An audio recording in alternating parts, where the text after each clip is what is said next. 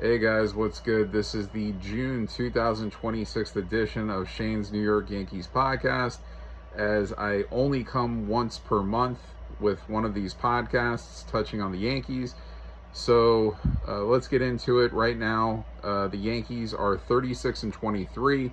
They're one game out of first place in the American League East behind the Tampa Bay Rays, which I still can't believe that Tampa Bay has even played nearly this well to start off this season, but they have. But they are kind of falling apart lately. So, and that's what I expected because I just look at their roster and I don't understand how they are where they are. But anyway, when I do the next episode, hopefully the Yankees will be back in first and way ahead. Because the next closest team right now to the Yankees is the Blue Jays, and they're like 8.5 games out of first place and 7.5 games behind the Yankees. So anyway, there's a lot of things I could bring up here, but let me first go to the minor leagues very, very quickly. George Lombard Jr., he took the leap from Somerset AA to Scranton AAA since the last time I recorded this. He's not played too many games in Scranton, but he started off cold in Scranton. I saw he's hitting under 200. And this seems to be George Lombard's record, his short track record so far in the Yankee system, is when he starts really slow, at least with the bat. Not in the field, but with the bat. And then as he gets adjusted to, where he's at, he gets a lot better. And it may even carry over into the next season. Like, I remember he started with Tampa, and then he did not hit well. But then he started with Tampa the next season, and he raked. Did the same thing in High A, and then, same thing happened at Somerset. He got promoted there. He was cold, but then he was red hot at Somerset to start off this year, which is where he got this promotion to Scranton. And right now he's hitting low. I don't know if it's a mental thing, like he's trying to do too much with the bat, maybe to impress to start off with. He knows he's really close to where he wants to be in the major leagues. And this kid just turned 21 years old. So, and I believe today he just turned 21 or the other day when I'm recording this. So, he'll be fine. I just hope when he gets to New York that he actually, starts hitting right off the bat. But, look, we saw, I'm going to get into Spencer Jones. Spencer Jones got promoted here when Giancarlo Stanton went down. And Giancarlo Stanton is now progressing. He had a calf injury, I believe it was, and now he's running. So I think he should be probably playing at any time right here with the Yankees, because he's not playing the field, obviously. He's just hitting as a designated hitter, and Giancarlo is, still on the IL as we talk right now, but should be back at any point. Spencer Jones was up for a little bit. He went like 4 for 24, I believe. So that's a very small sample size of at-bats. And then he got demoted back to Scranton, and Jason Dominguez, who had gotten injured, that opened the door for Spencer to come up actually more when Dominguez got hurt, as Stanton was already hurt before Dominguez got injured. And anyway, Dominguez, I think, is on the track to come back soon also. But, do the Yankees have room? Because Max Schumann is on the roster right now. Max Schumann can technically play the infield and the outfield, but he's obviously not going to be here when Giancarlo Stanton is back. And then that's going to leave really no room for Jason Dominguez. I mean, if you really look at it, because, they're still going with, Grisham, Bellinger, obviously, Aaron Judge, Jose Caballero could play the outfield. So I don't know. I don't know if they're going to be able to get Dominguez on this roster. The only way would be, in my opinion, is if they, either demoted Austin Wells or J.C. Escarra, the catchers on the team, and then they played Ben Rice more at the catcher position, and they kept one of those guys up, sent one of them down. And I can't believe I'm saying this about Austin Wells, but man, he's struggling so badly. But so is Escarra. I mean, he's not doing much better. They're both Escobar's hitting, I think, like right at 200 in limited time, and then Wells is like 175 or 180. And Wells has like 4 home runs, and Escobar has none, but then they both have under 10 RBIs each. So it's crazy to see Austin Wells struggling this bad, because he had a solid year last year. I mean, he had like 21 home runs, I believe, and then he had over 70 RBIs. I don't know. It's crazy, but shit happens sometimes, and I still believe in Austin Wells' talent. I do believe he tries to swing for the fences too much, as a lot of these guys do. Speaking, Anthony Volpe. He was starting off in Scranton. They actually, again, demoted Anthony Volpe to start the season, and then he got the chance to come back up as when Jose Caballero got injured, who's now off the IL. And Volpe's been playing really well. He's been playing well in the field. He's been hitting well. He's not going for the fences all the time with the bat. It looks like it's more of a level cut swing. He's taking a lot of pitches, like taking a lot of balls, getting walks, like, which this guy used to swing at everything his first couple of years. It looks like Anthony Volpe's plate discipline is a lot better. And therefore, Anthony Volpe, Jose Caballero, they're both going to be here, and they're both going to get playing time. And, Ryan McMahon's going to sit a little bit more. Jazz Chisholm has already been sitting a couple of times. Like when lefty pitchers are starting, they're putting somebody else at second base. So I think, like I said, I think Jason Dominguez, unfortunately, I don't see where there's going to be a spot for him, unless they make that move at catcher. They demote one of the catchers, go with Ben Rice more at catcher, play Goldschmidt more at first. As Goldschmidt's been doing really well for this team. He's been getting more at-bats with the injuries too, to Stanton and Dominguez. It's created more playing time for Goldschmidt, putting him at first, and then having Ben Rice get more designated hitter at-bats. But of course, when Stanton comes back, he's going to get the majority of the designated hitter at-bats. Therefore, Ben Rice is either going to be at first or he's going to be a catcher. And then if he's at first, then that means Goldschmidt's going to be sitting a lot again. So, it's a good thing to have where you have a deep bench, but, guys that are capable of playing and hitting well, but they have to sit because there's just other guys in front of them that might be better. Look, the catcher position is something that the Yankees may have to upgrade here as the season goes on. I saw Jeffers, the catcher with the Twins. He's got an injury right now. I think it's a hammock injury, but he's a name that's being mentioned as somebody that they might trade for. I think bullpen internally can be fixed. Carlos Lagrange, they've got a few guys in the minor leagues that for sure can come up and they can implant in the bullpen.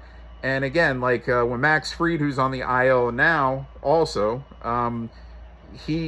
Max Fried eventually will be back, and then Garrett Cole has come back and is 2-0 since he's come back, and he looks great. He hasn't given up a run yet. And so right now you have Ryan Weathers is still in the rotation with Will Warren, of course, Cam Schlittler, Carlos Rodon, who's also back from the IL stint. So right now, that's the starting 5 you're looking at. Of course, when Max Fried comes back, he will be inserted in. They could go with a 6-man rotation, but I doubt that's going to happen. More than likely, Weathers or Warren will be demoted to the bullpen, I would think, and make the bullpen a lot stronger. It could be like either one of those guys could be long men. We'll see what happens. It's going to be interesting. And then Clark Schmidt will be back, of course, later in the year. I can't say enough for the Yankees starting 5, what it's been to start the season, of course, with no Cole, no Rodon, but as the season has progressed, and Will Warren, Ryan Weathers, they've all done good jobs, and Cam Schlittler, of course, is the best pitcher to me in baseball right now. I mean, ERA-wise, he's number 1 in the American League. He's just below Sanchez from the Phillies in ERA, and he's like 1.50 ERA, and he's like top 6 or 7 in strikeouts in baseball, Cam Schlittler. He's definitely the front runner right now for the American League Cy Young. Garrett Cole looks great coming off Tommy John surgery, only a couple starts. Carlos Rodon, he started slow his first couple of starts, but now he's progressed his last couple. He was up before Garrett Cole was, so I think Rodon is at 4 starts and Cole is at 2. So they have starts upcoming this week. So and look, as far as the hitting goes, it's inconsistent. It's up and down. It's been like this for years. It doesn't matter who they bring in. It just seems like their lineup at the end of the season, when you look at it, they're going to be tops or top 3 in runs scored, home runs, but team batting average is always something I look at, and of course, hitting with runners in scoring position. And I think right now they're 13th in team batting average, and that really needs to improve. I mean, it started off even way worse to start the season, but so they've gradually been moving up as some guys are getting hotter, like Jazz Chisholm, and you'd like to see Judge hit a little bit higher. Of course, coming off of a batting championship, a batting title, he was the Major League Baseball batting champion. Like, he led all baseball in batting average in 2025. So he's like hitting around 250 right now, but he's still having a really good year. 17 home runs. He's close to 40 RBIs, I think.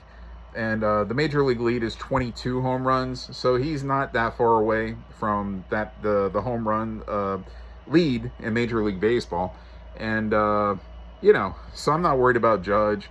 He's gone through a little bit of a funk lately, but he'll be all right. But other guys, I mean, we're gonna have to get better production at the catcher position, hitting wise. Going into the playoffs, can't have guys that are hitting barely 200 or below 200 at that position. We need something better. Like, I would definitely go Rice at catcher and Goldschmidt at first. If Wells doesn't improve, I'm not even looking at Escara as a long-term option. Of course, I'm banking that Wells is going to be better than he is now, and so we'll see what happens, guys. I mean, look, I could sit here and talk all day about who's